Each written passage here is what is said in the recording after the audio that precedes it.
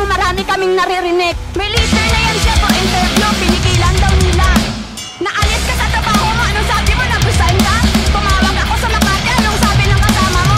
Natanggal si Sunny dahil suhama sa babae.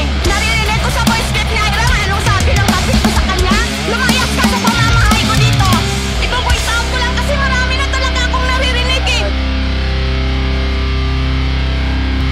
Ano gusto mo sabihin? Ako ang mapasama dito! Magsasalita ka. Ako lahat ang masama! Ikaw ang mabuti! Ha? Sa lagay na yan, ikaw ang mabuti! Huwag ka na akong paliwanag! Ikaw ang mabuti! Ako ang masama!